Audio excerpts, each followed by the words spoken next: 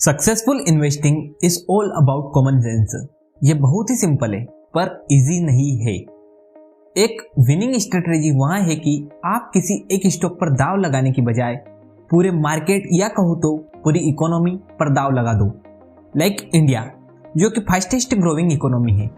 और economy grow कब होती है? जब जीडीपी इंक्रीज होती है। और जीडीपी तभी इंक्रीज होगी जब इंडियन कंपनी ज़्यादा प्रोडक्ट और सर्विसेज बनाएगी। सो बहुत ही सिंपल है। यदि आपको कुछ भी नहीं पता तो सिंपली इंडेक्स फंड बाय कर लो और लॉन्ग टर्म के लिए होल्ड कर लो। यदि आप इंडेक्स फंड को भी लॉन्ग टर्म के लिए होल्ड कर लोगे तो आपको कंपाउंडिंग से बहुत ही ज़्यादा बेनिफिट मिलेगा। प्लस उसी के साथ आपको डाइवर्सिफिकेशन मिल जाएगा जिससे कि आपकी रिस्क बहुत ही कम हो जाएगी। यह है एक विनिंग गेम, पर लोग चूज करते हैं लूजर्स का गेम। वे अपने पैसे दे देते हैं फंड मैनेजर को जो कि अधिकतर केसेस में मार्केट को भी बीट नहीं कर पाते हैं और चार्ज करते हैं एक तगड़ी फीस। और यहाँ विनर होता है मिडिल मैन, यानी कि ब्रोकर या कहो तो फंड मैनेजर या कहो तो professional. Same like casino, the house always win. चलिए इसे एक स्टोरी से समझाता हूँ, बट इससे पहले हाय गाइस, मैं हूँ कपिल सोनती। स्वागत है आपका मेरे चैनल पर, जहाँ पर आपको मिलता है इन्वेस्टमेंट, पर्सनल फाइनेंस और बिजनेस रिलेटेड कंटेंट, जिसका मेन फोकस है 1 मिलियन लोगों को फाइनेंशियल फ्रीडम अचीव करवाना। बहुत समय पहले की बात है, यूएस में गोट्रोक फैमिली हुआ करती थी जो कि यूएस के स्टॉक्स का 100% ओन करती थी। जो भी इनकम्स आती थी उन्हें डिविडेंड या कहूँ तो इंटरेस्ट के रूप में उसे वो वापस इन्वेस्ट कर देती थी नई कंपनियों के आईपीओ में। और देखते ही देखते उनकी वेल्थ हर साल इंक्रीज होती जा रही थी।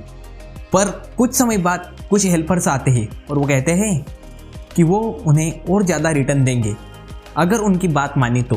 कुछ फैमिली मेंबर्स उन हेल्पर्स की बात मान जाते हैं। उन हेल्पर्स ने कहा कि वो कुछ शेयर्स कंपनी एक्स के अपने कजिन को बेच दे और उनसे कंपनी वाई के शेयर खरीद ले। अब आपको भी पता है कि यदि आप कोई भी बाइंग या फिर सेलिंग करोगे तो ब्रोकरेज लगती है और ब्रोकरेज हेल्पर्स की इनकम थी। पर कुछ समय बाद पता लगा कि फैमिली की वेल्थ स्लो रेट से ग्रो हो रही है, क्योंकि कुछ रिटर्न थे वो तो हेल्पर्स ने कमीशन के रूप में खा लिए और बाकी कुछ पैसे कैपिटल गेन के रूप में टैक्स पे करने में चले गए, जिससे कुछ ही समय में फैमिली की वेल्थ धीरे धीरे कम होने लग गई। अब फैमिली में कुछ लोग बहुत ही ज़्यादा स्मार्ट थे। उन्होंने सोचा कि क्यों ना किसी प्रोफेशनल को हायर कर लिया जाए। और आपको पता है प्रोफेशनल आदमी बहुत ही ज़्यादा फीस चार्ज करता है। और आखिरी में अल्टीमेटली यह हुआ कि फैमिली की वेल्थ फिर भी धीरे धीरे कम हो रही थी और ये साइकिल बार बार रिपीट होने लगा।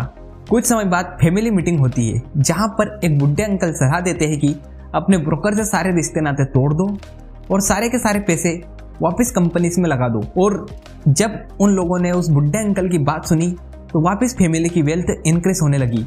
तो यहाँ पर न्यूटन सर का 4th लॉ डिस्कस होता है कि for investor as a whole return decreases as motion increases.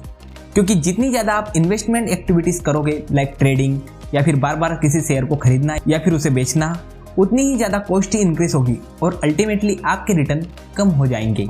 और वारेन बफेट भी कहते हैं कि यदि कोई स्टॉक टेम्पररीली आउट परफॉर्म या फिर अंडर परफॉर्म करता है अपने बिजनेस से तो कुछ limited number of share holders को इसका बेनिफिट या फिर लॉस होता है, जो कि इसे बाय या सेल कर देते हैं जब ये अंडर परफॉर्म या फिर आउट परफॉर्म करता है तब। बट इन लॉन्ग टर्म जो भी स्टॉक की परफॉर्मेंस है वो बिजनेस परफॉर्मेंस के सिमिलर होती है। और ये वोलेटिलिटी जो किसी भी स्टॉक में आती है वो इमोशंस की वजह से आती है।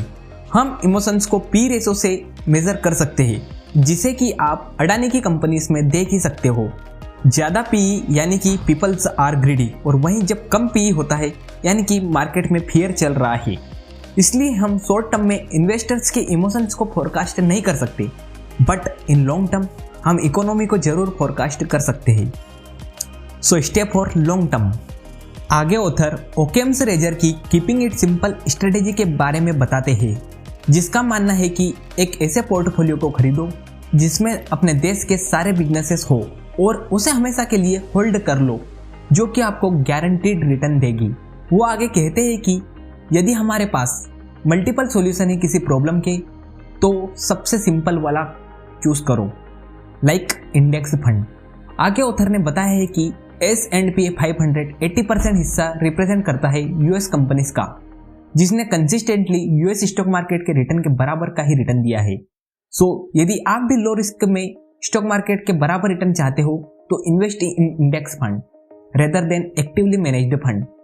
उन्होंने आगे वेनगार्ड 500 इंडेक्स फंड का एग्जाम्पल देते हुए बताया है कि जब वे 2006 में अपने फंड की 30वीं सालगिरह मना रहे थे, तब उनके पास एक अंडरराइटर आया था जो बता रहा था कि उन्होंने 1000 शेयर्स खरीदे थे, जिसमें कि उसका $15,000 का इन्वेस्टमेंट था, जिसकी वैल्यू 30 साल बाद $4,61,771 हो गई थी।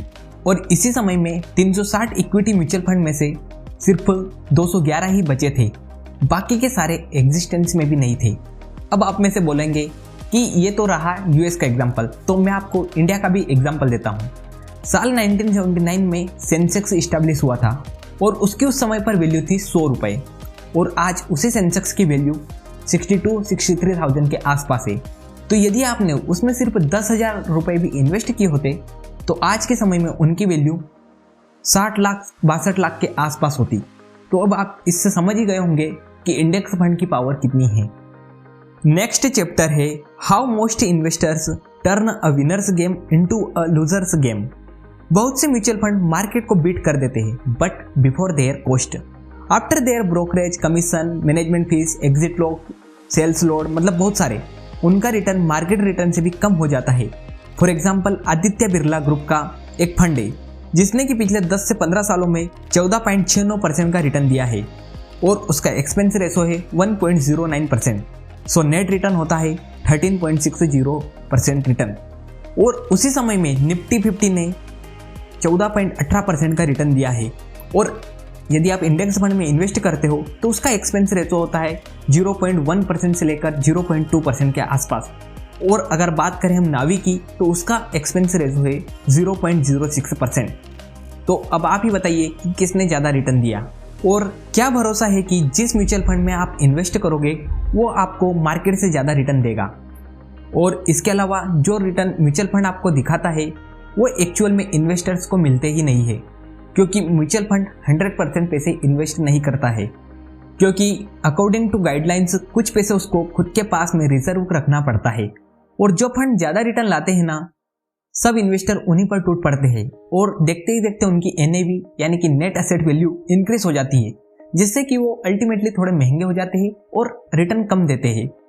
और बहुत से लोग बुल मार्केट में पैसा लगाते हैं जिससे कि उन्हें वो रिटर्न नहीं मिलता जो म्यूचुअल फंड दिखाते हैं।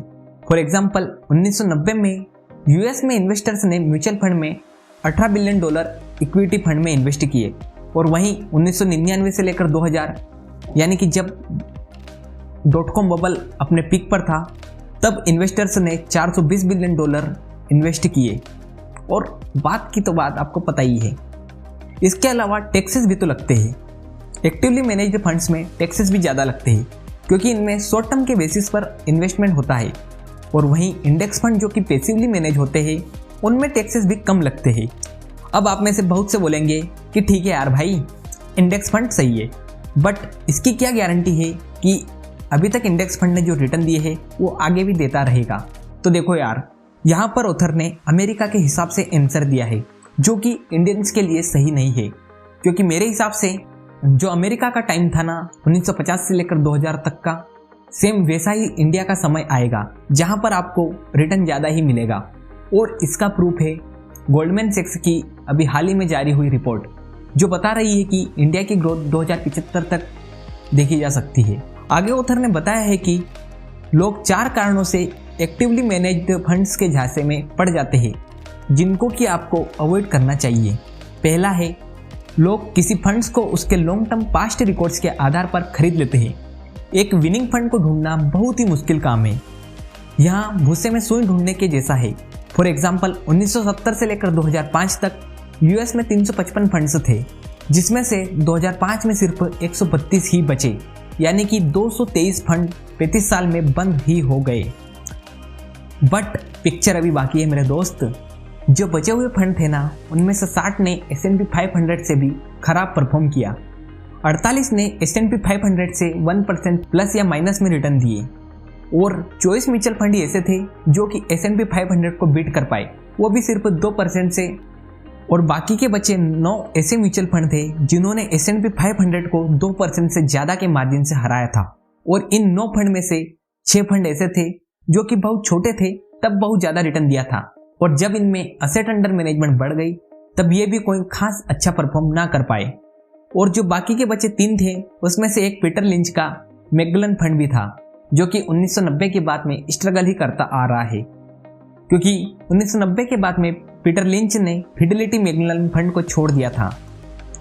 तो मित्रों, यहाँ पर लेसन निकल कर आता है कि सुई ढूंढने की कोशिश मत करो, बल्कि पूरे भूसे का ढेर ही खरीद लो।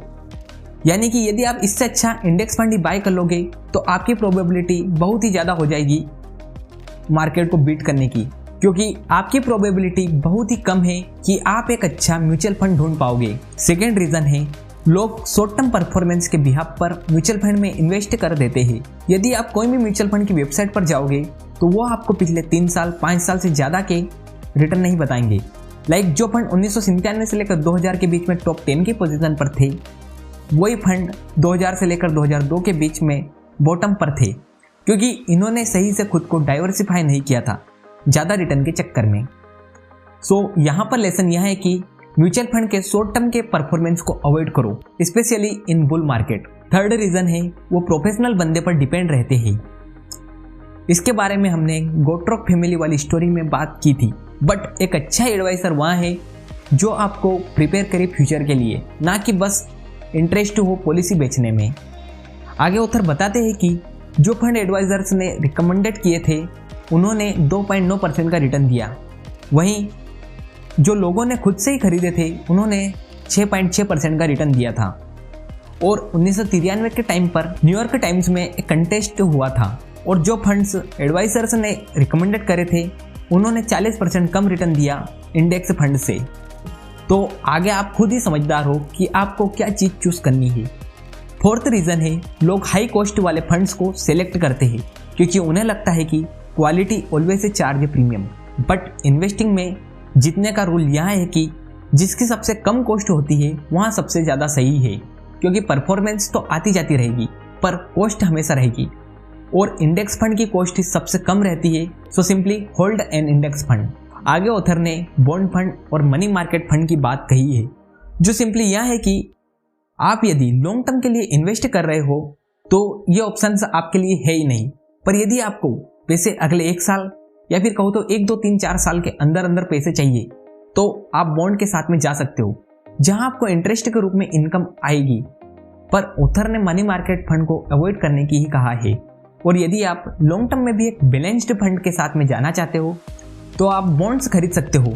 एज पर थंब रूल, जितनी आपकी एज है उसके रेशो में या आपकी एज के 10 प्लस माइनस में आप बॉन्ड फंड खरीद सकते हो।